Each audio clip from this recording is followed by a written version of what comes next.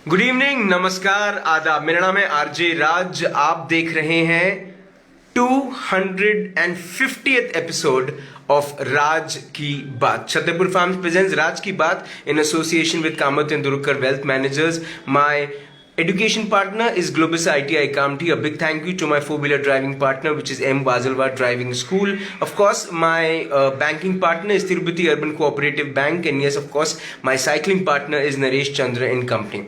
A big thank you to someone to whom I support a lot. That is one Atmanirbhar Bharat support, which is servicing wala, and Joshi Security Systems.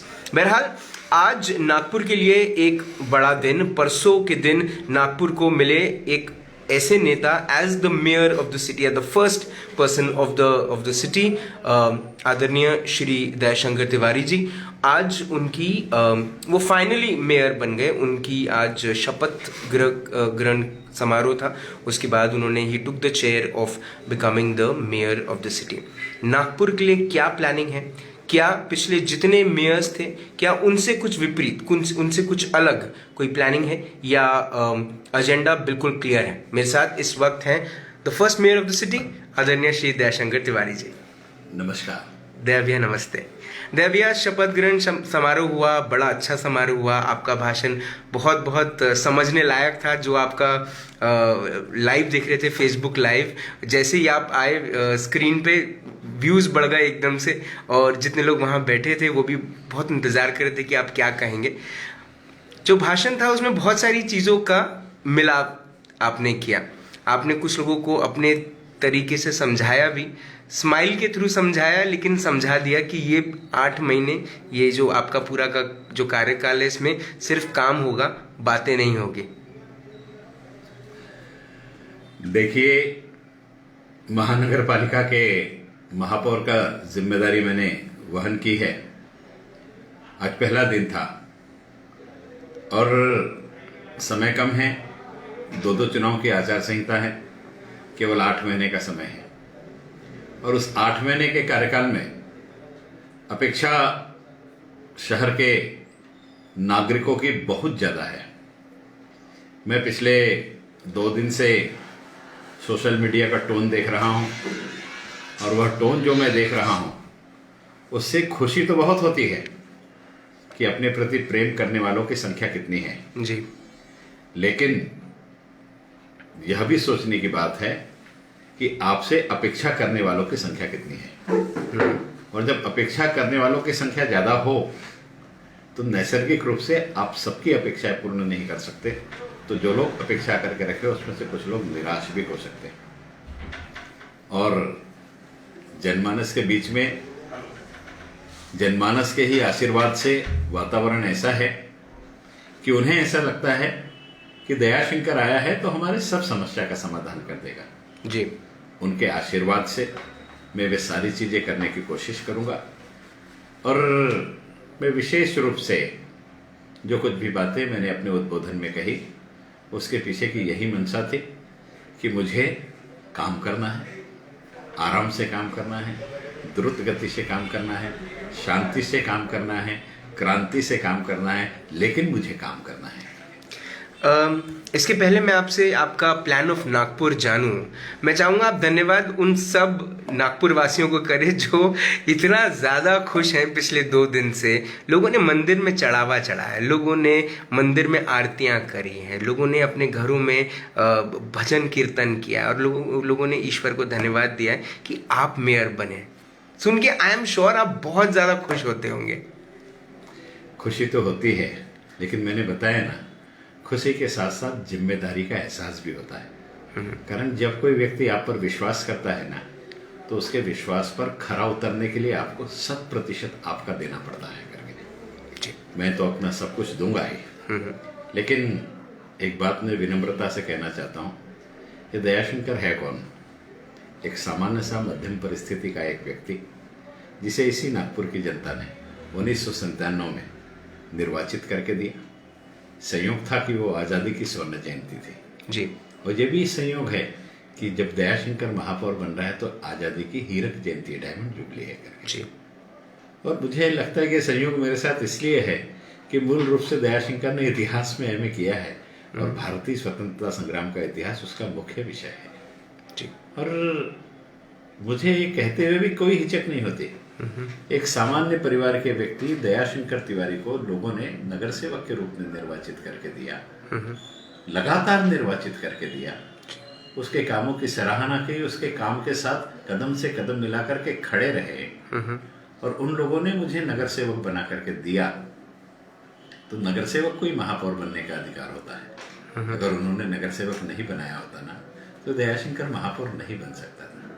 इसलिए यह जो सम्मान है ये मेरा नहीं है, यह मेरे प्रभाग के वे 56,000 वोटर्स जिन्होंने दयाशंकर को नगर सेवक बनाया, वो सारे लोगों का सम्मान आज नागपुर महानगर पालिका में दयाशंकर के इस क्षेत्र से महापौर बनने के कारण हुआ है। और मैं तो वो सौभाग्यशाली व्यक्ति हूँ कि जिसने किसी भी महानगर पालिका चुनाव में अपना वोट अपने को नहीं दिया। कारण मेरा जहाँ निवास है, मेरे राजनीतिक पक्ष ने जहां जहां से मुझे चुनाव लड़ाया वहां कहीं भी मेरा घर मेरे वोट में वार्ड में नहीं रहा और मैं वोट नहीं दे सका। इसलिए जन आशीर्वाद से मैं निर्वाचित हुआ और जन आशीर्वाद से ही आज शहर के प्रथम नागरिक के पद पर बैठने का सौभाग्य मुझे प्राप्त हुआ। मैं शहर के उन समस्त नागरिकों का जिन्होंने मेरे इस राजनीतिक जीवन में मुझे इस ऊंचाइयों तक पहुंचाया, उनका भी हृदय से आभार व्यक्त करना चाहता हूं। और साथ ही साथ में भारतीय जनता पार्टी के उन वरिष्ठ नेताओं का भी जिन्होंने इस चुनाव के वर्ष में युद्ध भूमि पर उतरने के लिए मुझे योग्य योद्धा समझ करके मेरा चयन किया। जी। ये जो वॉर वाली सिचुएशन में आपको उतारने वाली बात है, इस पे मैं आपको सवाल अंत में पूछूंगा। अभी मैं जानना चाहता हूं कि what's the plan for Nagpur. देखिए, पिछला जो वर्ष था ये कोरोना का प्रादुर्भाव था जी। कोरोना से बहुत लोग निराश रहे, लेकिन मैं तो निराशा में भी आशा खोजने वाला व्यक्ति हूँ। और निराशा में आशा इसलिए खोजता हूँ कि कोई भी चीज अंतिम नहीं होती, उसके बाद कोई ना कोई राह होती ही है। इसलिए हमने निराश नहीं होना चाहिए करके। लोगों ने कोरोना के कारण क्या नुकसान हुआ यह देखा, मैंने तो यह देखा कि समाज ने क्या प्राप्त किया। नागपुर म्युनिसिपल कॉर्पोरेशन ने एक प्रेस नोट निकाल करके बताया कि नागपुर म्युनिसिपल कॉर्पोरेशन ने 75 लाख लोगों को भोजन कराया। अब 75 लाख लोगों को महानगर पालिका ने भोजन कराया तो महानगर पालिका का किचन कहाँ था, ग्रोसरी कहाँ से खरीदी उन्होंने, किसी का कोई उल्लेख नहीं है जी। लेकिन भोजन तो लोगों के घर तक पहुंचा, ये सच्चाई है। और महानगर पालिका ने पहुंचाया, ये भी सच्चाई है। बिल्कुल सही बात है। लेकिन ये भोजन कहाँ से पहुंचा? ये भोजन नागपुर शहर के उन नागरिक संस्थाओं ने बनाया, एनजीओज ने बनाया, स्वयं के खर्च से बनाया और उस भोजन को आवश्यक व्यक्ति तक पहुंचना चाहिए, इसलिए महानगर पालिका को माध्यम चुन करके उसके माध्यम से पहुंचाया। ये सारे के सारे लोग अनाम हैं, अननोन हैं, इनका नाम कहीं भी दर्ज नहीं है करके मुझे लगा कि समाज की ये शक्ति है और कितना भी बड़ा संकट खड़ा क्यों ना हो जाए, प्रशासन के साथ अगर नागरिक खड़ा है ना तो आप सोचिए कितना भी बड़ा संकट है वो पराजित होकर के जाता है। पूरे विश्व में कोरोना से लड़ाई लड़ने का काम प्रशासन ने किया। केवल हिंदुस्तान ऐसा मुल्क है जहां प्रशासन के साथ कोरोना से लड़ने का काम यहां की नागरिक संस्थाओं ने करी जी। और कलाम साहब ने बड़े सुंदर शब्दों में कहा है कि शासन के किसी भी नियम या योजना को जब तक जनता स्वीकृत न करे वो कितनी भी अच्छी क्यों ना हो उसका कोई अर्थ नहीं है। इसलिए काम जन स्वीकार्य होना चाहिए करके। और कोरोना के कार्यकाल में नागरिकों ने बता दिया उनकी क्या ताकत है करके जी। मैंने उससे सीख ली और मुझे ऐसा लगता है कि कोरोना के कारण संपूर्ण जगह पर आर्थिक स्थितियां खराब हो गई है। महानगर पालिका भी इससे अछूती नहीं है। इसलिए ऐसे समय में क्या मैं उन सारी संगठनों के सहयोग से नागपुर को कुछ नया दे सकता हूं? कोरोना ने दिखाया कि नागपुर में हेल्थ के सेक्टर में करने के लिए बहुत सारे काम हैं। कोरोना के समय जगह जगह नागपुर म्युनिसिपल कॉर्पोरेशन को अपने सेंटर खोलने पड़े। इसका मतलब है कि वहां पहले नहीं थे। और मैं नागपुर महानगर पालिका में एक कार्यकाल में स्वास्थ्य समिति का अध्यक्ष था। मैंने एक रिपोर्ट दी थी। उस रिपोर्ट में मैंने बड़े दुख के साथ यह लिखा था कि महानगर पालिका के एक दवाखाने में कर्मचारियों को दी जाने वाली पगार ये 2.25 लाख रुपए है महीने की और मरीजों की औषधि पर खर्च की जाने वाली राशि 2270 रुपए है। अब 2.25 लाख रुपए की पगार दे करके 2200 रुपए की औषधि का वितरण करना, ये कोई अच्छी व्यवस्था तो नहीं है जी। मरीजों के लिए सुविधा ज्यादा होनी चाहिए, इस दृष्टि से नियोजन होना चाहिए। अब महानगर पालिका के वर्तमान आर्थिक वातावरण में यह संभव नहीं हो सकता था। इस दृष्टि से हमने एक अलग मानसिक रूप से तैयारी की है। मेरा सौभाग्य है कि 1 वर्ष पहले पक्ष ने बता दिया था कि मुझे महापौर बनना है, इसलिए मुझे सोचने के लिए 1 वर्ष का समय मिला जी। उस 1 वर्ष के कार्यकाल में मैंने अनेक दृष्टि से तैयारी करने का प्रयास किया। उसमें यह वर्ष आजादी के स्वर्ण जयंती का वर्ष है, इसलिए नागपुर शहर में वंदे मातरम जन स्वास्थ्य केंद्र के माध्यम से हम लोग 75 ओपीडी शुरू करेंगे, जहां नागरिक अपने प्राथमिक चिकित्सा प्राप्त कर सकेंगे। और ये 75 के 75 जो ओपीडीज होंगे जी, यहाँ हम लोग इसको जनरल डिस्पेंसरी जो हम कहते हैं, सामान्य रोगों की डिस्पेंसरी इस रूप में रहेगी। और यहाँ उन्हें औषधि भी निःशुल्क मिलेगी, नाममात्र रजिस्ट्रेशन शुल्क के ऊपर में। इस प्रकार का इसका नियोजन है। महानगर पालिका इंफ्रास्ट्रक्चर खड़ा करके देगी, इलेक्ट्रिसिटी देगी, वाटर्स देगी, पानी देगी पीने के लिए। और वहां डॉक्टर और दवाई की जो व्यवस्था है, ये पूरी की पूरी सामाजिक संस्थाएं करेगी। शहर में अनेक सामाजिक संस्थाएं जिनकी काम करने की इच्छा है, लेकिन जगह नहीं है जी। और स्लम के अंतर्गत काम करने की अनेक संस्थाओं की इच्छा है जी। तो उन संस्थाओं से, मेरी बहुत सारी संस्थाओं से बात हुई है। मैं तो राजनीतिक पक्ष से भी आह्वान करना चाहता हूं कि एक ओपीडी कांग्रेस का क्यों नहीं होना चाहिए, एक ओपीडी राष्ट्रवादी कांग्रेस का क्यों नहीं होना चाहिए, बिल्कुल होना चाहिए। एक ओपीडी शिवसेना का क्यों नहीं होना चाहिए, एक ओपीडी बीजेपी का क्यों नहीं होना चाहिए, एक ओपीडी बीएसपी का क्यों नहीं होना चाहिए। इन राजनीतिक पक्षों ने भी अपने सामाजिक दायित्व का निर्वहन करने के दृष्टि से महानगर पालिका के इस योजना में समाविष्ट होने चाहिए। कारण महापौर ये किसी राजनीतिक पार्टी का नहीं होता है, वो शहर का होता है जी। और आजादी 75 है, आजादी तो पूरे देश को मिली थी ना भाई। तो आजादी की 75वीं वर्षगांठ पर आप भी कुछ देशवासियों के लिए करने की कोशिश करो। पंडित जी ने जब 15 अगस्त पर लाल किले के प्राचीर से पहला भाषण दिया तो गांधी जी का हवाला देते हुए उन्होंने कहा था कि मेरे देश के गरीब की आंखों के आंसू पोंछने के लिए इस देश को आजादी मिली है। अगर मैं रोगियों के लिए, गरीबों के लिए कुछ कर सका तो अपने आप को भाग्य समझूंगा, सौभाग्यशाली समझूंगा। उस दिशा में कदम मैंने उठाया है। मुझे विश्वास है महानगर पालिका के प्रशासन और नागरिक संस्थाओं के आंदोलन के माध्यम से मैं इसको सक्षम करने में सफल होगा। तो एक तरफ आपने बोला कि हेल्थ सर्विसेज पे सबसे ज़्यादा मेजर फोकस जो है वो रहेगा। 75 डिस्पेंसरीज खोली जाएंगी पूरे शहर में, जो नागपुर में हेल्थ सर्विसेज की बहुत बड़ी जो इशू है उसको सॉल्व करने में सक्षम रहेगी। रस्तों की अगर बात करें, एनएमसी के जो रास्ते हैं, नागपुर शहर के जो रास्ते हैं, मतलब जहाँ पे मेट्रो का काम नहीं भी चालू है वहाँ पे भी रास्ते ख़राब हैं। क्या नागपुर महानगर पालिका रास्तों के ऊपर में भी काम करेगी? क्या उनके अंडर में आते हैं नागपुर के रास्ते? नागपुर शहर का अगर हम विभाजन करें तो नागपुर शहर में महानगर पालिका की सड़कें हैं, नागपुर शहर में नागपुर सुधार प्रन्यास की सड़कें हैं, नागपुर शहर में स्टेट पीडब्ल्यूडी की सड़कें हैं, नागपुर शहर में सेंट्रल पीडब्ल्यूडी की सड़कें हैं और इतनी सारी सड़कों का जाल नागपुर शहर में है जी। नागपुर सेंट्रलाइज लोकेटेड होने के कारण, शहर के देश के हृदय में स्थापित होने के कारण, इधर चाहे पूर्व से पश्चिम जाओ चाहे उत्तर से दक्षिण जाओ, उसको नागपुर से होकर के जाना है जी। और ये सारे रास्ते शहर के अंदर से ही गुजर रहे हैं और इनसे अप्रोच रास्ते जो है स्टेट हाईवेज के, वो भी शहर के अंतर्गत है जी। इसलिए इन सड़कों में से महानगर पालिका की सड़कें जो है उनके रखरखाव की व्यवस्था नागपुर महानगर पालिका करती है। बहुत बार ऐसा होता है कि महानगर पालिका के परिक्षेत्र के अंदर होने के कारण जिसकी देखभाल करने की जिम्मेदारी किसी दूसरी संस्था की हो, उस सड़क की जिम्मेदारी भी महानगर पालिका को उसके लिए गुनाहगार समझा जाता है जी। मैं एक जिम्मेदार पदाधिकारी हूँ और मुझे ऐसा लगता है कि इस शहर से अगर सड़क गुजर रही है, दूसरे ने अगर जिसकी जिम्मेदारी उसने उसकी ठीक से देखरेख नहीं करी तो महानगर पालिका ने कहीं ना कहीं करना चाहिए, कारण उसकी भी जिम्मेदारी है। लेकिन ये सारे डिपार्टमेंट में कोऑर्डिनेशन करके सारे रास्ते अच्छे हो सके, इस दृष्टि से हम विशेष रूप से प्रयास करेंगे। मेट्रो के कारण दूसरी चीज अंडरग्राउंड केबलिंग के कारण पूरे वेस्ट नागपुर साउथ वेस्ट विधानसभा क्षेत्र में सारा अंडरग्राउंड केबलिंग हो रहा है जी। उसके कारण कहीं पानी की नई लाइन के कारण आउटर इलाके में अमृत योजना के अंतर्गत पानी की लाइन बिछाने के कारण ये सारे कामों से कहीं ना कहीं सड़कों को खोदना पड़ता है।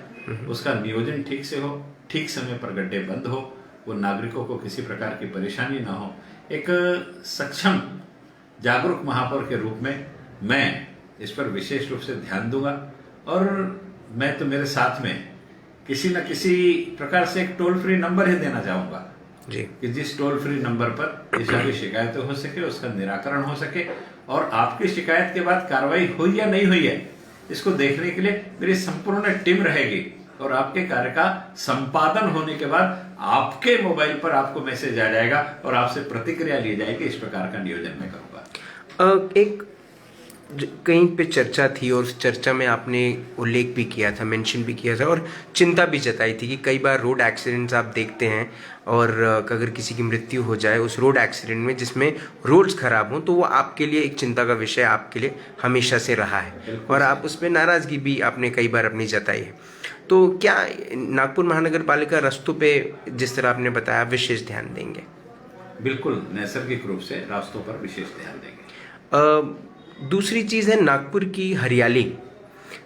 जो रास्तों के बीच में जो डिवाइडर्स हैं उनके ऊपर में जो सौंदर्यीकरण करने की कोशिश की गई थी, नागपुर को हरा भरा दिखाने की कोशिश की गई थी, वो अब पूरी ठंडी पड़ चुकी है, वो ठंडे बस्ते में जा चुकी है और अब पूरे सूखे हुए पेड़ दिखते हैं। क्या नागपुर महानगर पालिका के नए मेयर, शहर के नए मेयर बनकर आप उस पर भी ध्यान देने के बारे में सोचेंगे? बड़ी शिद्दत के साथ सहेज करके उस हरियाली को नागपुर महानगर पालिका ने उत्पन्न किया था और जिनके चेहरे पर हरियाली दिखाई देती थी वो उस पूरी की पूरी हरियाली को मुरझा करके चले गए। जी। मैं किसी का नाम नहीं लेना चाहता, लेकिन जिस समय नगर प्रशासन संपूर्ण लॉकडाउन में शहर गुजर रहा था, शहर 45 और 46 के टेम्परेचर से गुजर रहा था और लॉकडाउन के कारण कोई बाहर नहीं आ सकता था, ऐसे समय कुछ तो नियोजन होता कि इस हरियाली को जिंदा रखने के लिए पानी डाला जाए करके। वो नहीं किया गया, इसके कारण ये सारी चीज बर्बाद हो गई। इसको फिर से स्थापित करने में समय लगेगा और मैंने आपको बताया कि अनेक जागरूक सामाजिक संस्थाएं जो इन सेक्टर में काम करना चाहती है, हम आगे बढ़ करके उनका साथ लेकर के इस हरियाली को फिर से जिंदा करेंगे। आपको जानकर के आश्चर्य होगा कि मैंने आज पद ग्रहण किया है। जिस दिन मैंने नॉमिनेशन फॉर्म भरा था ना, उस दिन मेरे पास 2 संस्थाओं के नाम आ गए। एक संस्था चाहती है कि आजादी के जो क्रांतिकारियों के पुतले लगे हुए हैं जी, मॉरिस कॉलेज टी पॉइंट के ऊपर में, उस क्षेत्र का सौंदर्यीकरण वो करे, कारण आजादी की 75वीं वर्षगांठ जी। और एक संस्था ने पत्र दिया है कि आजादी के 75वीं वर्षगांठ होने के साथ साथ यह नेताजी सुभाष चंद्र बोस की 125वीं जयंती भी है और लोहापुल के नेताजी सुभाष चंद्र पुतले का सौंदर्यीकरण पूरी हरितीकरण के साथ वो करना चाहते हैं। बहुत बढ़िया। इसलिए संस्थाएं तैयार हैं जी, वो खुद होके हमारे पास आ रही है। भाई हमने भी तो 2 कदम आगे चल करके उनके पास जाना चाहिए जी। और मैंने पहले ही बताया कि जब तक नगर प्रशासन के साथ में नागरिकों का सहयोग नहीं मिलेगा तब तक कोई योजना अंगीकृत नहीं होती, कोई योजना सफल नहीं हो सकती। मैं नाम के साथ आपको बताना चाहता हूं, हम सिविल लाइन से, महाराज बाग क्लब वाले स्क्वायर से जी, हम लोग आगे बढ़ते हैं टुवर्ड्स नॉर्थ जी, तो वहां ढांढनिया परिवार है जी। मनु कुमार जी श्रीवास्तव जिस समय हमारे म्युनिसिपल कमिश्नर थे, उस समय उस पूरे एरिया को हमने वॉकिंग स्ट्रीट के रूप में डेवलप करके चारों तरफ हरियाली डेवलप की थी, अच्छे लैंडस्केप तैयार किए थे। बाकी लैंडस्केप खराब हो गए। वो ढंडनिया परिवार ने मेरे घर के सामने का लैंडस्केप अच्छा होना चाहिए इसलिए अच्छा लैंडस्केप बनाया जी। और मुझे बुलाया कि भैया आकर के देखो और आप आह्वान करो सबसे कि सब अपने अपने घर के सामने का बना ले जी। किसको हरियाली अच्छी नहीं लगती है भाई? हरियाली को बनाए रखने के लिए नागपुर शहर के नागरिकों का भी हमें सहयोग नितांत आवश्यक है। वो सहयोग नागरिक संस्था के रूप में, व्यक्तिगत नागरिकों के रूप में होना चाहिए, ऐसा मैं निवेदन एक महापौर के नाते से अपने शहर के सभी सम्माननीय नागरिकों से करना चाहता हूँ। अतिक्रमण एक बहुत बड़ा विषय है। अतिक्रमण को लेकर हमेशा एक चिंता रही है शहर में, क्या कहना है आपका? नेचुरल है। जिस प्रकार से अतिक्रमण पिछले दिनों में बढ़ा है, अबाध गति से बढ़ा है, जी उसको कैसे रोकना, ये एक प्रश्न चिन्ह बन करके खड़ा हो गया है। और कोरोना के कारण आर्थिक व्यवस्था बिगड़ने के बाद बहुत बार उस पर मानवीय दृष्टिकोण भी सामने आता है। जी मुझे ऐसा लगता है कि अतिक्रमण को समाप्त करने के लिए कार्रवाई जितनी जरूरी है, उतनी ही जरूरी है कि इन हॉकर्स का डिसिप्लिन में नियोजन होना आवश्यक है। जी अगर डिसिप्लिन इसका नियोजन हो गया तो यह समस्या नहीं रहेगी, लोगों को रोजगार करने का मौका भी मिलेगा। जी और डिसिप्लिन में अगर रहे तो अतिक्रमण न होकर के महानगर पालिका के लिए आर्थिक उपार्जन का कारण भी बन सकते हैं करके एक अच्छा प्लान हम लोग आने वाले समय में तैयार कर रहे हैं। हमारे मानस में ऐसा है कि स्मार्ट सिटी के लिए स्मार्ट हॉकर जोन होना चाहिए। क्या बात है। और एक लंबा चर्चा का विषय है ये जी इसलिए स्मार्ट सिटी का स्मार्ट हॉकर जोन ऐसा हो जिसमें नाम मात्र शुल्क के ऊपर में ये जितने व्यक्तिगत मानवीय संचालित हॉकर्स जोन है ये खत्म हो जाने चाहिए। ये सारे के सारे ई व्हीकल के ऊपर में हॉकर्स जोन होने चाहिए। और प्रत्येक क्षेत्र के हॉकर का एक अलग डिजाइन होना चाहिए, अलग ड्रेस कोड होना चाहिए, उसका बैच होना चाहिए। आज गाड़ी आई पुलिस की, गाड़ी आई महानगर पालिका की, आदमी भाग रहा है भाग रहा है, रोटी की जद्दोजहद के लिए बैठा है लेकिन भाग रहा है। और अगर वो गलत दुकान लगा रहा है तो उसके कारण होने वाली दुर्घटना से किसी तीसरे के परिवार का नुकसान हो रहा है। इसलिए इसको कहीं ना कहीं समाप्त करने की आवश्यकता है। हॉकर्स का अनाधिकृत रूप से बैठ करके फुटपाथों पर अतिक्रमण करके नागरिकों को रास्ते पर से चलाना ये कतई स्वीकार्य नहीं है। इस पर प्रतिबंध लगना चाहिए। मैं महानगर पालिका के सभागृह ने एक समिति बनाई थी अतिक्रमण पर एक नियोजन करने के लिए, उसका अध्यक्ष था। उसकी रिपोर्ट संदीप जी महापौर रहते हुए मैंने सभागृह के पटल पर रखी। उस रिपोर्ट को महानगर पालिका के द्वारा स्वीकृत करा करके हम उस नियोजन को करेंगे। और एक बात मैं और कहना चाहता हूं कि भयबिन होए न प्रीत, कहीं ना कहीं महानगर पालिका और पुलिस प्रशासन की आक्रामकता में कमी दिखाई देती है। उसका कारण कोरोना ही हो सकता है, जिसके कारण अनाधिकृत रूप से दुकान लगाने वालों की संख्या में दिन दुगनी चार चौगुनी वृद्धि हुई है और वे आक्रामकता के साथ में विरोध करने के लिए आ गए हैं। इसलिए कहीं ना कहीं प्रशासन का भय निर्माण करना यह भी नितांत आवश्यक है। वह उस हमारी रिपोर्ट जो थी उस रिपोर्ट में सभी सीनियर नगर सेवकों ने बैठ करके रिपोर्ट तैयार की है, उसका हम लोग तंतोतंत पालन करने की दृष्टि से प्रशासन को बाध्य करेंगे। एक विषय प्रॉपर्टी टैक्स पे भी रहा है when it comes to collection. किस किस्म की रणनीति है प्रॉपर्टी टैक्स के कलेक्शन को लेके? क्या टफ डिसीजंस लिए जाएंगे? क्या टफ कॉल्स लिए जाएंगे? बिल्कुल लेना चाहिए। अगर इस शहर की सारी सुविधा के लिए आप जनता के प्रशासन से अपेक्षा रखते हैं तो इस प्रशासन को संचालित करने के लिए लगने वाले निधि का नियोजन भी आपको ही करना पड़ेगा। हम लोग इसे स्वायत्त शासी संस्था कहते हैं जी। इसका मतलब यहाँ के नागरिकों के निधि से ही संचालित होने वाली संस्था के रूप में इसको जाना जाता है। स्थानिक स्वराज संस्था, ये शब्द में सारी चीजों का उल्लेख है जी कि स्थानिक स्वराज्य को निर्माण करने के लिए स्थानिक लोगों के द्वारा संकलित की गई निधि से इसका नियोजन किया जाए। अगर वो टैक्स नहीं देंगे तो कहीं ना कहीं महानगर पालिका की आर्थिक स्थिति पर उसका दुष्प्रभाव पड़ेगा। हाँ, अगर कहीं गलत टैक्स लगा है तो महानगर पालिका ने उसमें सुधार कर देना चाहिए। जो अपील में हमारे यहाँ केसेस है उसका तुरंत निराकरण कर देना चाहिए। माननीय आयुक्त महोदय से हमने निवेदन किया था कि कोरोना के कारण वर्ष भर लोगों का व्यवसाय बंद रहा, इसलिए बहुत बड़े प्रमाण में आर्थिक स्थितियां लोगों की खराब हुई है जी। इसमें केवल गरीब वर्ग नहीं है, इसमें अच्छे परिवारों की भी आर्थिक स्थिति 3-3 महीने 4-4 महीने 5-5 महीने दुकान बंद होने के कारण हुई है जी। ऐसी अवस्था में इस टैक्स में हम जो इंटरेस्ट लगाते हैं उस इंटरेस्ट को माफ करना चाहिए।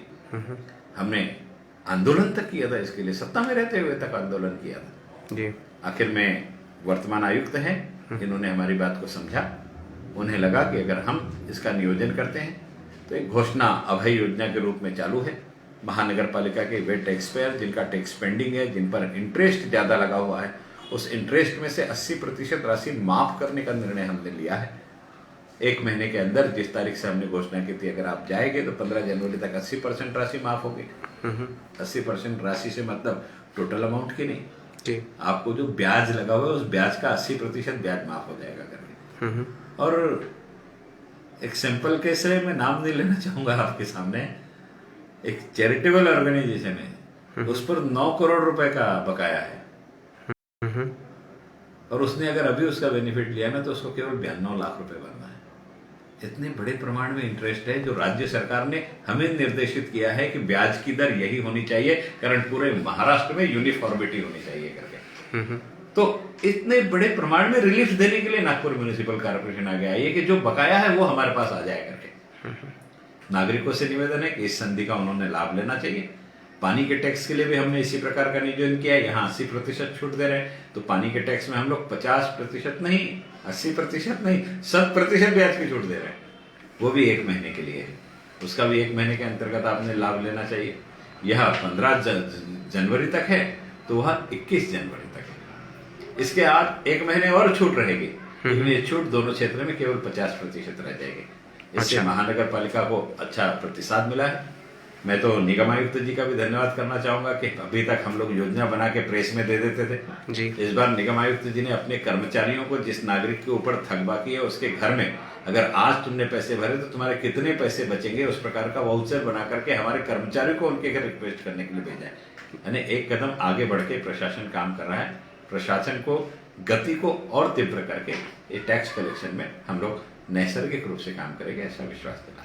नागपुर की साफ सफाई को लेके, क्लीनलीनेस को लेके जो जिस किस्म का काम सफाई कर्मचारी करते आए हैं, क्या उसमें भी कुछ चेंजेस आएंगे या कुछ मॉनिटरिंग जो है वो और अच्छी होगी? क्योंकि अभिजीत साहू हमारे व्यूअर हैं, वो आपसे ये पूछ रहे हैं कि क्या फुटपाथ्स की जो क्लीनिंग है, साफ सफाई है, उसकी मॉनिटरिंग थोड़ी सी और ज़्यादा कड़क होगी?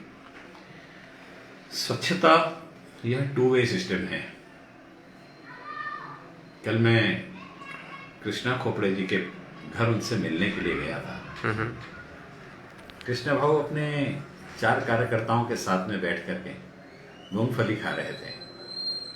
मुझे भी कहा, दयाशंकर पहले मूंगफली खा, बाद में घर चल। मैंने भी मूंगफली हाथ में ली और पैदल पैदल सुभाष पतला से उनके घर चले गए। आज सुबह जब मेरी मिसेस ने कुर्ता देखा तो पूछा, ये छिट्टे कहाँ से आए हैं? जी। अब आप कल्पना कीजिए कि अगर दयाशंकर तिवारी एक विधायक के साथ चलते चलते मूंगफली खा रहा है, और मूंगफली का छिलका होता कितना बड़ा है, सच बात। पैर से रौंद दिया जाए तो दिखेगा भी नहीं जी। लेकिन ये मानसिकता होनी चाहिए कि ये मेरा शहर है।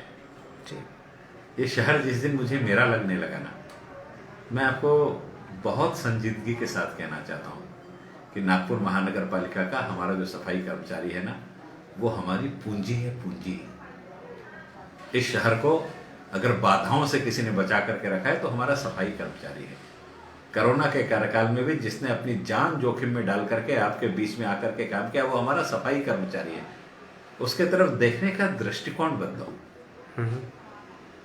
बहुत समय हमारा व्यक्ति घर घर जाकर के कचरा संकलन करता है और उसके बाद आपके घर में काम करने वाली कचरे को रास्ते पर डाल देती है। हमारा व्यक्ति कचरा संकलन करके जाता है, आप अपनी दुकान खोलते हैं और दुकान के बाहर कचरा फेंक देते हैं। तो हमारी साफ सफाई होने के पहले जी, हमारी गाड़ी आते समय उस पर कचरा डालने की जो व्यवस्था नागपुर महानगर पालिका के माध्यम से की गई, उसका आपने नियमित रूप से नियोजन किया तो नैसर्गिक रूप से कहना चाहता हूं कि यह कचरे में बहुत बड़े प्रमाण में कमी आएगी। नागपुर शहर में कचरा प्रतिदिन उठाने की व्यवस्था है।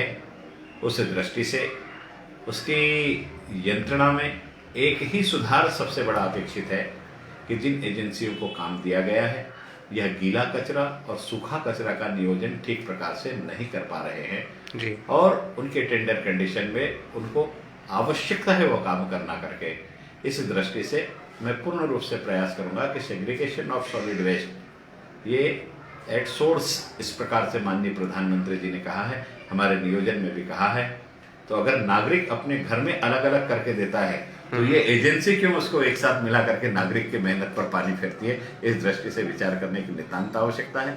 और इसमें सुधार करने की दृष्टि से जिन जिन इलाकों में ऐसी तकलीफें हैं वहाँ के नागरिकों के सुझाव मेरे शिकायत के बॉक्स में अगर पहुँचते हैं तो नैसर्गिक रूप से उनसे व्यक्तिगत संपर्क करके उस परिसर की समस्या का निराकरण करने के लिए मैं यंत्रणा महानगर पालिका के महापौर कक्ष में ही खड़ी करूंगा। जितने भी गार्डन्स हैं नागपुर के, या वो पूरी किस्म से ख़त्म हो चुके हैं या फिर जो प्लान्स बनाए गए थे इन द पास्ट, मतलब मैं दो सवालों को जोड़ रहा हूँ यहाँ पर। एक तो डेफिनेटली गार्डन्स का एक विषय है, दूसरा नागपुर को वॉकर स्ट्रीट और साइकिलिंग स्ट्रीट ये सब चीज़ों की भी ज़रूरत है।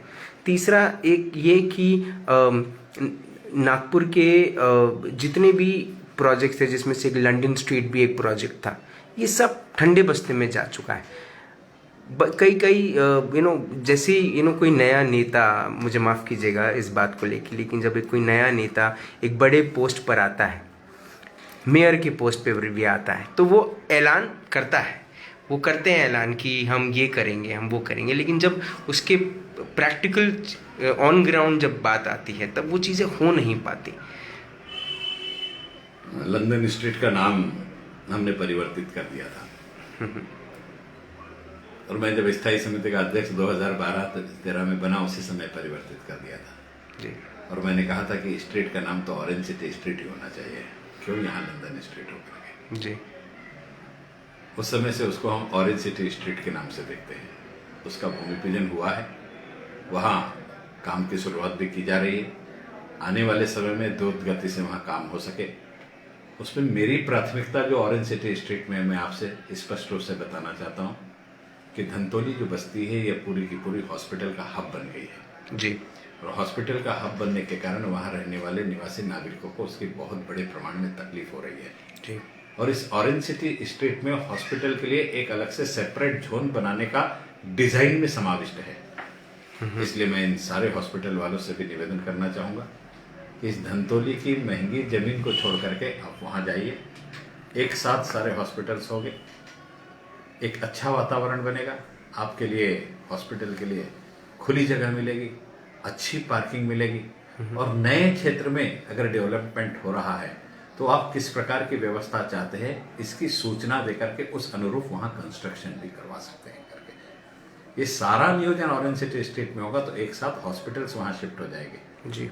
वहाँ जिम भी होगी, वहाँ साप्ताहिक बाजार लगने के लिए फ्रूट मार्केट भी होगा, वेजिटेबल मार्केट भी होगा, फिश मार्केट भी होगा, मीट मार्केट भी होगा, सारी सुविधा वहाँ पर होगी।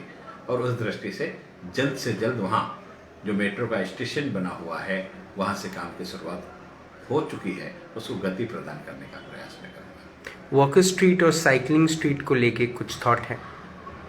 साइकिलिंग के लिए पूर्व पालक मंत्री जी ने एक बहुत अच्छा नियोजन किया था।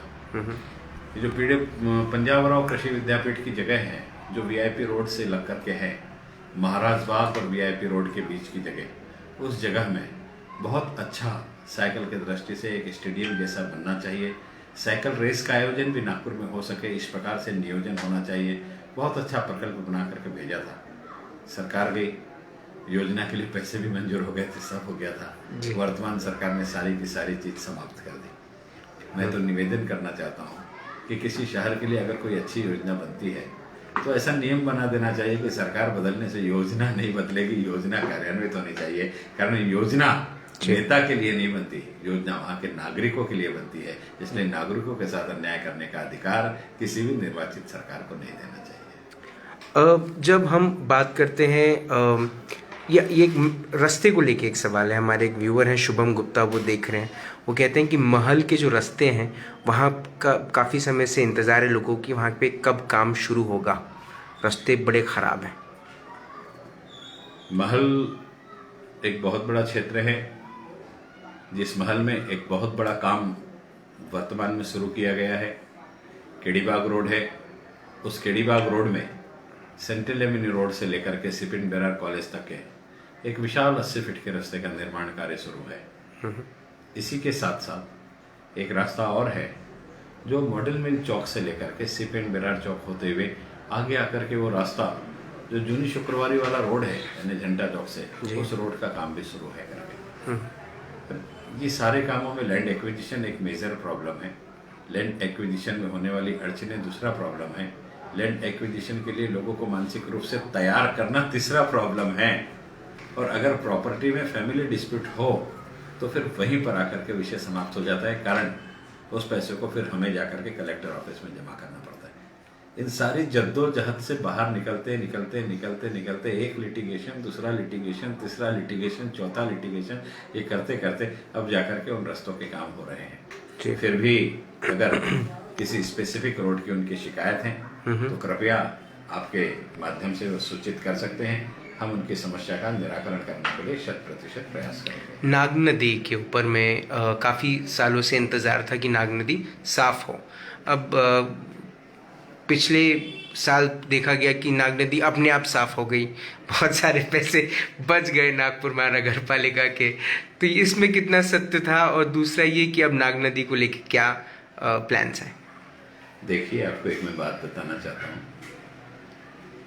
जो मीडिया के माध्यम से तत्कालीन प्रशासन ने प्रचारित करने की कोशिश की, उनसे हमने लिखित में जब उत्तर मांगा तो लिखित में स्वयं अपने उत्तर में फंसते चले गए। हमने स्पष्ट रूप से पूछा कि पिछले साल सफाई हुई तो नाग नदी से कितने टन मिट्टी निकली, और इस साल सफाई हुई तो कितने टन मिट्टी निकली। नेचुरल है कि अगर पहले साल ज्यादा अच्छी सफाई हुई होगी तो दूसरे साल कम मिट्टी निकलेगी। जी, आप अपने घर को चूने से पुताई करते थे तो गणपति में अलग व्हाइट वॉश करते थे, दिवाली में अलग व्हाइट वॉश करते थे। आपने अगर ऑयल पेंट लगा लिया है तो पानी से धो लेते हैं जी। तो इसको आप ये कहेंगे कि जब मैं चूने से पेंटिंग करता था तो चोरी होती थी, जब से ऑयल पेंट किया तो मैंने पैसे बचा लिया करके। अरे भाई, जो पिछला व्यक्ति था जिसने खर्च किया वो प्रशासक था, म्युनिसिपल कमिश्नर था, नगर सेवक नियोजन नहीं करता। नगर सेवक सूचना करता है और फाइल का पूरा प्रोसीडिंग अधिकारी करता है। और ये सारी चीज अधिकारियों ने की, बड़े प्रमाण में मट्टी निकली। मैं चश्मदीद गवाह हूं।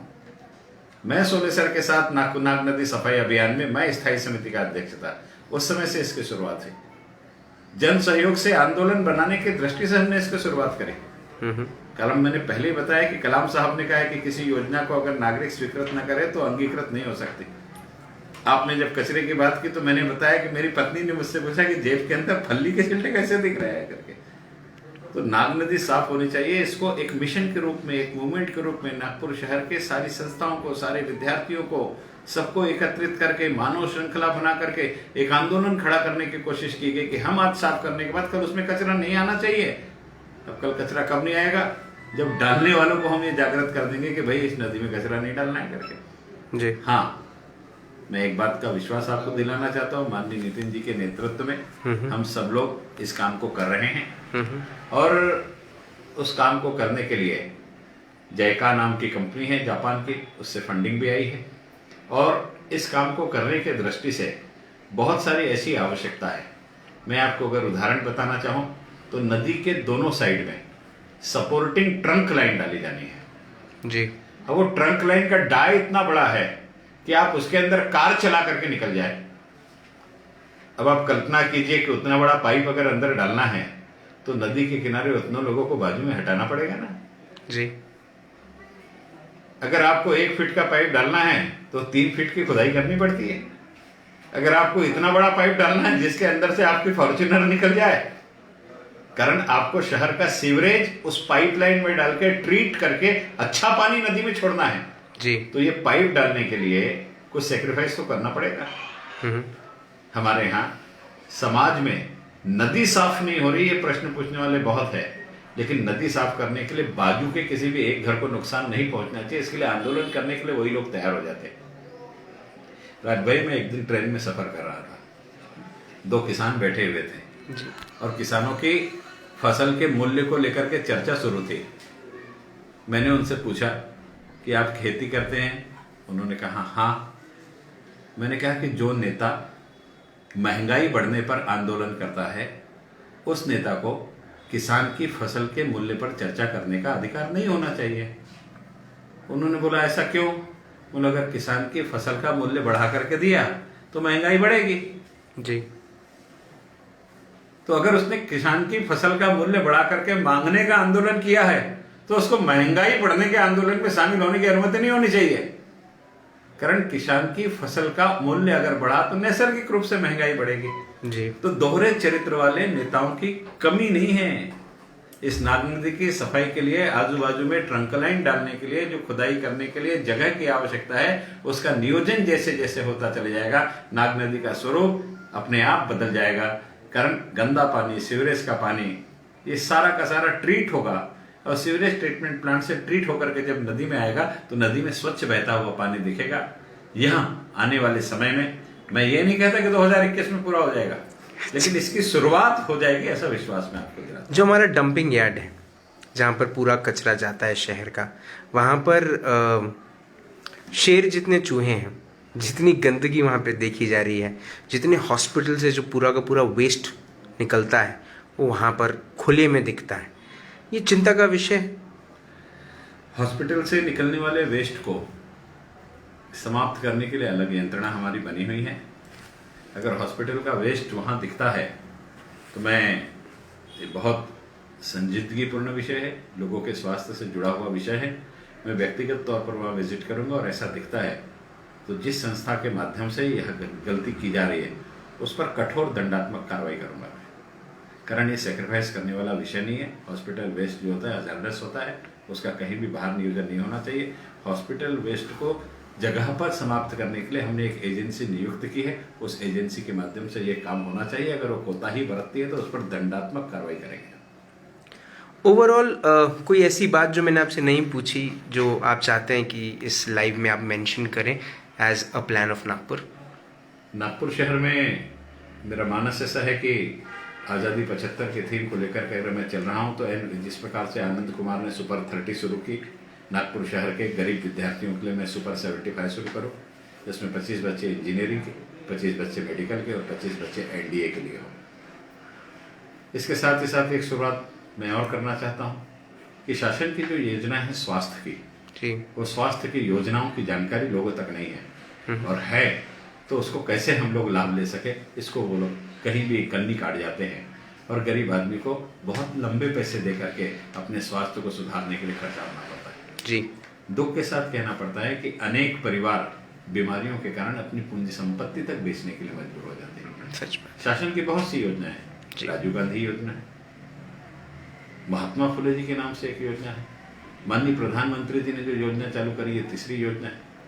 इन सारी योजनाओं में इतनी बीमारियों के इलाज है कि अगर ठीक तरीके से नियोजन किया जाए तो मैक्सिमम गरीब आदमी निःशुल्क अपना इलाज करा सकता है करके। इसकी जानकारी लोगों तक पहुंचे, इसलिए महानगर पालिका में मैं एक डेस्क की शुरुआत करूंगा, जिस डेस्क से इस बीमारी की जानकारी की सूचना दी जाएगी और इस बीमारी में लगने वाली योजनाओं की जानकारी दे करके उसके फॉर्म भरने से लेकर के उसके अकाउंट में पैसे आने तक की पूरी सुविधा महानगर पालिका के माध्यम से एक टेबल पर मुहैया कराने की व्यवस्था मैं करूंगा। कारण गरीबों की सेवा करना महानगर पालिका का पहला कर्तव्य है। हमारा तो उद्घोष वाक्य ही है कि पौर जनहिताय। उस दृष्टि से मैं एक नियोजन करूंगा। दूसरा एक नियोजन और है कि आजादी की स्वर्ण जयंती है, हीरक जयंती है, तो आजादी के वे रणबांकुरे जो सीमा पर रह करके देश की सेवा करते हैं, रिटायर होने के बाद नागपुर शहर में आते हैं और किसी काम के लिए महानगर पालिका में आकर के दर दर की ठोकर खाते हैं, ये अच्छी बात नहीं है। जो सीमा पर रह करके दुश्मन की गोली झेलने के लिए बैठा है, उसे यहाँ आकर के अगर किसी प्रकार की बोली किसी दूसरे की सुननी पड़े तो ये अच्छी व्यवस्था नहीं है। उसका सम्मान कायम रखना एक नगर प्रशासन के रूप में मैं अपनी जिम्मेदारी समझता हूँ। इसलिए एक एक्स सर्विसमैन के लिए भी एक डेस्क की मैं शुरुआत करूंगा, जहां पर 2 एक्स सर्विसमैन बैठ करके स्वयं वहां पर सुविधा उपलब्ध करा करके देंगे, उनकी सारी शिकायतें वहां सुनेंगे और एक ही ऑफिस में सम्मान से उनको बैठा करके उनकी समस्या का निराकरण करने की यंत्रणा खड़ी करेंगे। कारण इस देश के सैनिक का सम्मान कायम रहना चाहिए, इस भाव को जिंदा रखने का मैं प्रयास करूंगा। इतना ही नहीं, मन में और भी बहुत सारे विचार है। हम लोग आज ही मैंने पद ग्रहण किया है। मेरे 2 सवाल है, बस उनकी और जवाब दे दीजिए, निवेदन है, छोटे जवाब भले आप दें। नागपुर महानगर पालिका की जो स्कूल्स हैं, एनएमसी स्कूल्स हैं, उसके ऊपर में कुछ। महानगर पालिका के 6 स्कूल को इस वर्ष हम लोग अंग्रेजी स्कूल के रूप में प्रारंभ कर रहे हैं। एक विधानसभा क्षेत्र में एक स्कूल को प्रारंभ कर रहे हैं और इसके लिए मुंबई की एक संस्था है, जो संस्था मुंबई महानगर पालिका के स्कूलों का संचालन करती है, उसे ही हमने इस संचालन की जिम्मेदारी दी है, जिसके टेंडर हो गए हैं। जो वर्क ऑर्डर के लिए फाइल सभागार के समक्ष पेंडिंग थी, वर्तमान आयुक्त जी ने उसके लिए सकारात्मक रूप दिखाया है। 6 स्कूल नैसर्गिक रूप से 100% इस सत्र से चालू कर देंगे। पब्लिक यह टॉयलेट, सॉरी जी। यह स्कूलों के बारे में जब अखबार में छपा तो शहर की अनेक संस्थाएं हैं जो अच्छे स्कूलों का संचालन करती है, वे स्वेच्छा से हमारे पास आई। महानगर पालिका के स्कूल के बच्चों को उनका शैक्षणिक स्तर उच्च करने की दृष्टि से हम भी हमारी सेवा देने के लिए तैयार हैं। इसलिए हम एक पॉलिसी का निर्माण कर रहे हैं जिसमें बाकी स्कूलों को भी, बाकी संस्थाओं को भी उसमें कैसे समाविष्ट करके 6 से ज़्यादा स्कूलों को हम लोग आने वाले वर्ष में कहीं ना कहीं एजुकेशन के स्तर को अच्छा सुधारने की दृष्टि से आगे बढ़ सके। मैं आपको एक बात विशेष रूप से कहना चाहता हूँ। पिछले 5, 7, 8, 10 सालों में, विशेष रूप से 2012 के बाद जब मैं चेयरमैन था, हमने शिक्षा के क्षेत्र में कुछ नए सुधार करने की कोशिश की, रिजल्ट सुधारने की कोशिश की। आप देखिए नागपुर महानगर पालिका का रिजल्ट जहां बहुत कम आता था, आप देखिए 10वीं और 12वीं में नागपुर महानगर पालिका के रिजल्ट में एक आमूलाग्र परिवर्तन हुआ और बड़े प्रमाण में बहुत अच्छा रिजल्ट आ रहा है।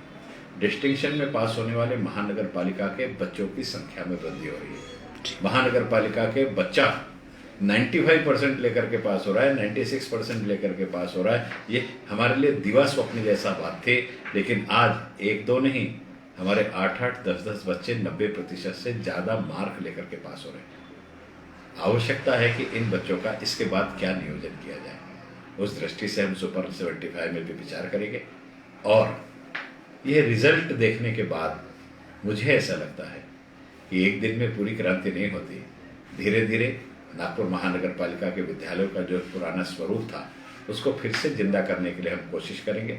उसके लिए थोड़ा सा समय लगेगा, कारण जो स्कूलें बंद होने में एक लंबा समय गया और उस प्रकार का जो वातावरण था उससे बाहर निकलने के लिए नैसर्गिक रूप से विश्वास संपादन जनता के बीच में करना नितांत आवश्यक है। हम ये 6 स्कूल और आने वाले वर्ष में और 5-6 स्कूल करके इन स्कूलों के रिजल्ट के माध्यम से, इसके वातावरण के माध्यम से कोशिश करेंगे कि गरीब बच्चा महानगर पालिका के स्कूल में पढ़ने हैं ऐसा ही नहीं, एक अच्छे परिवार का बच्चा भी, समृद्ध परिवार का बच्चा भी महानगर पालिका के स्कूल का वातावरण ऐसा बने कि वहाँ पढ़ने के लिए आए। मैं आपको एक उदाहरण देना चाहता हूँ। हमारे यहाँ एक साने गुरुजी विद्यालय के शिक्षक थे, प्रिंसिपल होकर के रिटायर हुए। उन्हें हमारे एक अच्छे शिक्षक होने का, आदर्श शिक्षक होने का पुरस्कार भी हमने दिया। वो सज्जन के सारे बच्चे नागपुर महानगर पालिका के स्कूल में पढ़े। जो उच्चांक बच्चे प्राप्त करते थे वो सज्जन के बच्चे रहते थे, जो शिक्षक के बच्चे रहते थे। मैं तो निवेदन करना चाहता हूँ कि हमारे शिक्षकों ने इस क्रम में आगे बढ़ना चाहिए।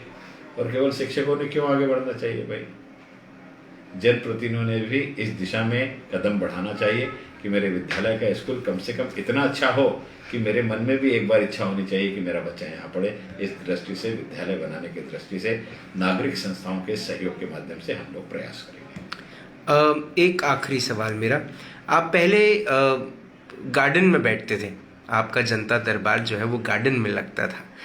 क्या अब हम दयाशंकर तिवारी जी को उस मेयर के ऑफिस में बंद देखेंगे, आपके कैबिन में, जहाँ पर लोगों को बाहर इंतज़ार करना पड़ेगा, या फिर से हम आपको, क्योंकि एनएमसी के ऑफिस में भी गार्डन है बाहर में, क्या हम आपको वहाँ देखेंगे? देखिए, मेरा मूल स्वभाव है कि मैं पद पर 8 महीने के लिए हूँ जी, कैलेंडर में 12 महीने के लिए हूँ। और अगर मैं 8 महीने के लिए बदल जाऊं तो 8 महीने के बाद तो मुझे दयाशंकर ही रहना है ना जी, मैं महापौर तो नहीं रहूंगा जी।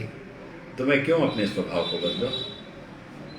मुझे अच्छा लगता है कोई व्यक्ति मुझसे मिलने के लिए आए और उसके और मेरे बीच में एक टेबल की दूरी हो, ये आवश्यक नहीं। कोरोना के कार्यकाल में ठीक है 2 गज की दूरी, लेकिन कोरोना नहीं हो तो भी 2 गज की दूरी लेकर के मैं बैठूं, अच्छी बात नहीं है जी। हम जिस क्षेत्र में काम करते हैं, इस क्षेत्र की समस्या का निराकरण 90% तो उसी दिन अच्छा हो जाता है कि आपके पास आए हुए शिकायतकर्ता से आपने सम्मान से बात कर ली जी। आपने उससे सम्मान से बात कर ली ना, तो आधा दुख वो अपने आप भूल जाता है। और मेरा ऐसा अनुभव है कि आप उसे अपने बाजू कुर्सी में बैठाल करके एक मित्रवत वातावरण में चर्चा करें और वही उसकी समस्या का निराकरण कर दे। जो काम होने वाले हैं उसको तुरंत संपादित कर दे, और जो काम हो ही नहीं सकते, जो गलत चीजें हो तो आप करने को बोलेंगे नहीं, आप संवैधानिक पद पर बैठे जी तो उसको तुरंत समझा देना चाहिए कि भाई ये जो काम है ये नियम बाह्य है और मैं महापौर हूं कर सकता, इसको नियम में बैठा, उसके लिए मैं प्रशासन से तुझे मदद दिलवा दूंगा करके। तो स्पष्ट वादिता होना नितांत आवश्यक है। काम को निपटाने के लिए आपके पास जो व्यक्ति है उससे सम्मानजनक आपका व्यवहार नितांत आवश्यक है। आप उसको अपने बगल की चेयर पर बैठल करके अगर आप चर्चा करें ना, तो उसको लगता ही नहीं वो किसी बहुत बड़े व्यक्ति से मिलने के लिए आया है करके। आपके द्वारा उस व्यक्ति को मिला। दयाशंकर जी, आखिरी सवाल है मेरा, और सवाल नहीं है, बस आपसे एक वादा चाहिए जो नागपुर की जनता सुनना चाहती है, और वो एक मेयर से, एक महापौर से जो उम्मीद लगाती है। मैं चाहता हूँ वो एक लाइन में आप अपनी बात नागपुर शहर को कह दें।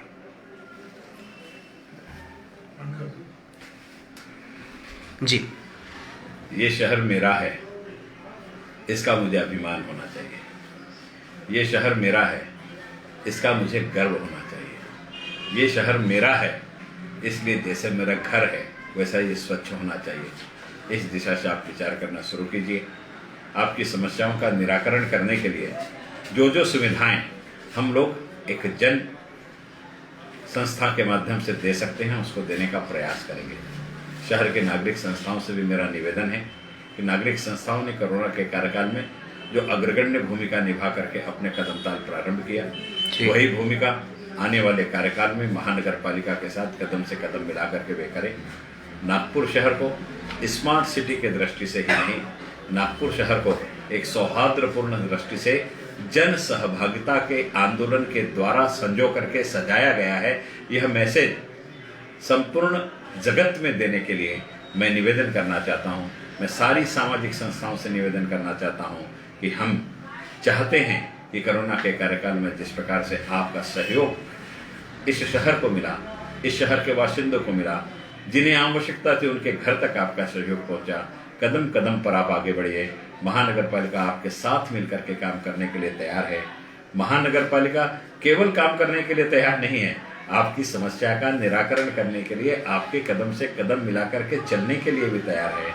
2 कदम आप बढ़ो, 2 कदम हम बढ़े, और हम कोशिश करें कि ये पुरानी जितनी कहानियां थी इसको बदल दे और कुछ ऐसा नया करके जाए कि जो आने वाले व्यक्ति को एक दिशा दे कि काम ऐसे भी हो सकता है। काम करने के लिए केवल प्रशासन की आवश्यकता नहीं, काम करने के लिए केवल प्रशासक की आवश्यकता नहीं, नागरिकों ने निर्णय लिया है कि हमें ये करना है, तो प्रशासन को मजबूर होना पड़ा हमारे पास आने के लिए। ऐसा वातावरण बनाने की आप कोशिश कीजिए। मैं वो वातावरण आपके लिए शहर से उत्पन्न कराने का प्रयास करूंगा। आपने मुझे प्रेम दिया, आपने मुझे स्नेह दिया, आपके कारण, केवल आपके कारण, आपके प्रेम के कारण, आपके स्नेह के कारण, आपके आशीष के कारण, आपके आशीर्वाद के कारण दयाशंकर जैसा एक सामान्य कार्यकर्ता आज महापौर बना है। इस सामान्य कार्यकर्ता के कार्यकाल में आपका शहर अच्छे से काम कर सके, इसलिए आपके जो भी सुझाव होंगे, आप इस शहर के बारे में जो भी करना चाहते होंगे, जिस दृष्टि से करना चाहते होंगे, वह सारे सुझाव आमंत्रित है। मैं आपको विश्वास दिलाना चाहता हूं कि आप अगर सुझाव देंगे तो उसमें से जो जो सुझाव करने योग्य हैं मैं आपको निराश नहीं करूंगा। जनहित में आपके सारे सुझाव को अग्रगण्य रूप से आक्रामकता से अंगीकृत करके प्रशासन से मंजूर दिलाने का मैं विश्वास दिलाऊंगा। दयाशंकर तिवारी जी, आपने अपना वक्त दिया, इतने सुबह से आप निकले हैं, इतने बड़े कार्यक्रम में आप शामिल हुए, उसके बाद फिर आप इतनी बड़ी प्रेस कॉन्फ्रेंस हुई, इतने सारे लोगों ने कार्यक्रमों में आपने बुलाया, लेकिन फिर भी आपने आज ये राज की बात के दोस्तों 50वें एपिसोड में आप शामिल हुए, उसके लिए बहुत बहुत धन्यवाद।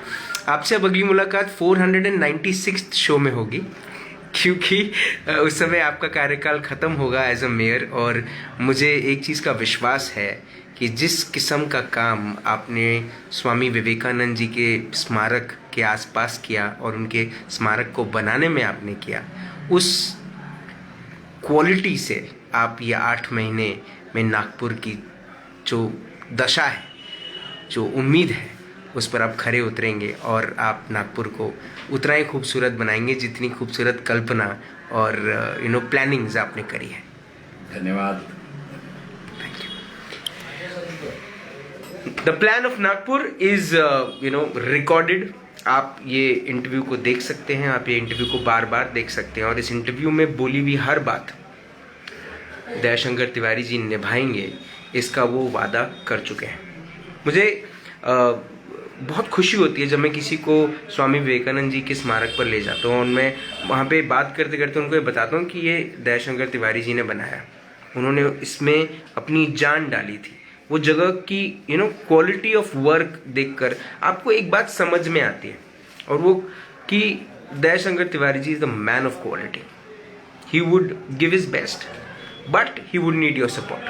Now Nagpur has to support the mayor because he has 8 months. He's playing a T20. Help him win the T20. कल शाम को फिर होगी मुलाकात 5 बजे इन राज की बात। तब तक आप अपना ध्यान रखें, सुरक्षित रहें, स्वच्छ रहें, स्वस्थ रहें, मस्त रहें, खुश रहें। आपके जो नए मेयर साहब हैं वो शंकर हैं, और शंकर के दरबार में